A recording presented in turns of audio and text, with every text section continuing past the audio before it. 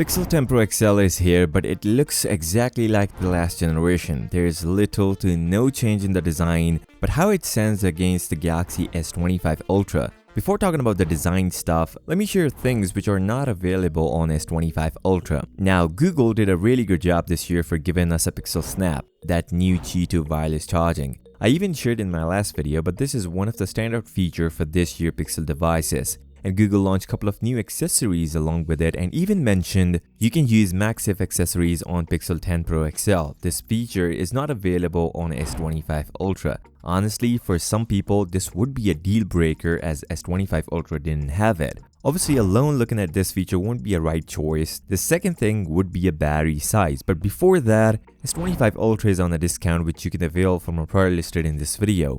The battery is where Pixel 10 Pro XL wins with the big size, only the size is bigger. Google increased the battery on Pixel 10 Pro XL as it features a 50 to 100 mAh battery, one of the biggest ones in the US, whereas the S25 Ultra came with a 5000 mAh battery. The reason initially I said battery size and not the battery life because Samsung phones are optimized enough to perform extremely well in the battery test. So for now, we can say both would match at the middle, but on paper, Google is ahead with a bigger battery and slightly smaller display. The charging speed is where we need to talk about. Google finally matched the charging speed. Last year, it was 37 watt, but Pixel 10 Pro XL featured a 45 watt fast charging. Yes, S25 Ultra and Pixel 10 Pro XL both now features the same 45 watt fast charging. Obviously, having a slightly bigger battery takes a little more time on Pixel, but both share same watts.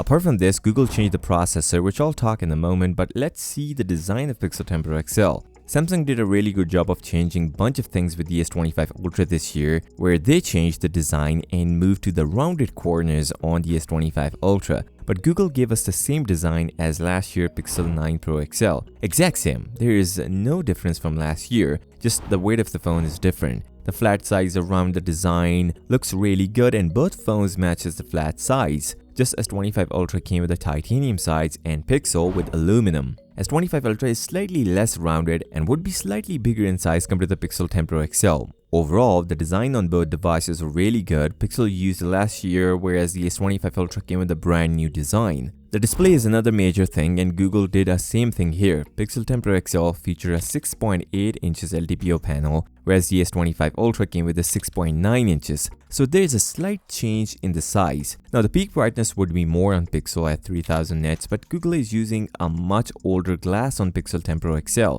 Samsung last year used GG Armor first generation, and S25 Ultra came with a Gorilla Glass Armor second generation with anti-reflective coating. But Pixel is using a Victus 2 on the front and the back, which means there is no change in the glass on Pixel devices, yet S25 Ultra is using the latest one. The pricing is something which could be a deciding factor for most people. You can pre-order Pixel now, but Google did a good job of removing 128 gigs version this year from Pixel 10 Pro XL and added 256 gigs as a base version. So Pixel 10 Pro XL is priced at $1199. When compared with the launch price of S25 Ultra, it started at $1299, so a $100 difference. But there are a bunch of deals from Samsung which gives us much lesser price compared to even Pixel 10 Pro XL. And even the pre-orders from Samsung are much better compared to any other company. Now Pixel users won't bother much with the raw performance of Pixel devices, but let's be honest. Pixel 10 Pro XL is far from S25 Ultra when it comes to raw performance, even in some cases less than the Pixel 9 Pro XL.